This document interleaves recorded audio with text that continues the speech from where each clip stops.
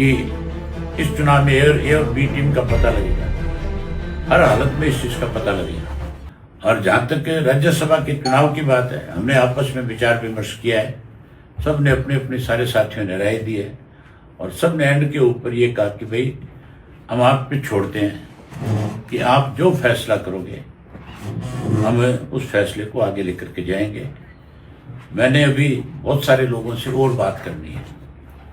मेरे सारे साथियों की भी जिम्मेवारी लगाई है, क्योंकि हम 23 तारीख की जो हमारा युवा दिवस के रूप में जो मनाने जा रहे हैं, जो शहीदी दिवस है, उसके लिए सब साथियों की ड्यूटी लगा रखी है। उन सब से भी मैंने कहा कि आप जब गांव में जाओ, शहर और कस्बे में लोगों से मिलो, तो वहाँ उनसे भी इस बारे में चर्चा जरूर करो कि इंडियन नेशनल लोकदल पार्टी को राज्यसभा के चुनाव में किस तरह का फैसला करना चाहिए।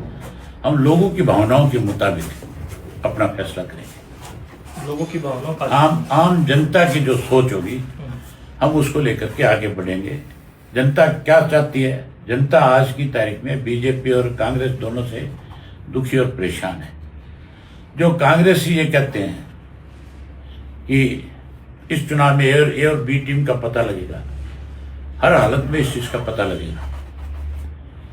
कांग्रेस ने हमेशा जो हुड्डा बयान देता है, उसको बयान देने से पहले सोचना चाहिए कि तेरी उम्र क्या है। एक उम्र के बाद आदमी भगवान से डरने लग जाता है कि मैं अगर कोई गलत बात करूंगा, कोई झूठ बोलूंगा, तो मुझे परमात्मा को जाकर के भी उसका जाना पड़ेगा।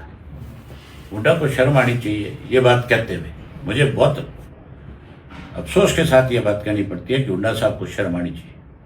मैं नहीं चाहता मेरी जबान से इतने बड़ी उम्र के आदमी को ये बात मैं कहूं, लेकिन जो आदमी हमेशा जिसने भारतीय जनता पार्टी की कोई ना कोई रास्ता निकाल करके मदद करी, उसको ये कहते हुए सोचना चाहिए 100 बार कि मैं खुद क्या करता हूं, अगले के बारे में क्या कह रहा हूं। हुड्डा साहब ने सुभाष चंद्र के वक्त में अपना बैलेट पेपर खाली छोड़ा, ये बात उसने मीडिया के सामने स्वीकार करी।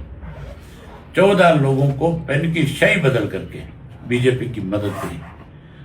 कुलदीप बिश्नोई को और किरण को, दोनों को अपनी पार्टी से चलते चुनाव में इस तरह के बातें उनके सामने रखी, जिससे उनको मजबूर होकर के कांग्रेस को छोड़ करके बीजेपी के पक्ष में वोट डालना पड़ा। वहां मदद कराई।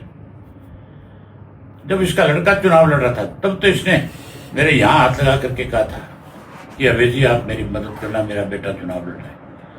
और अब वो राय दे रहा है मुझे कि आपको अब्स्टेन हो जाना चाहिए।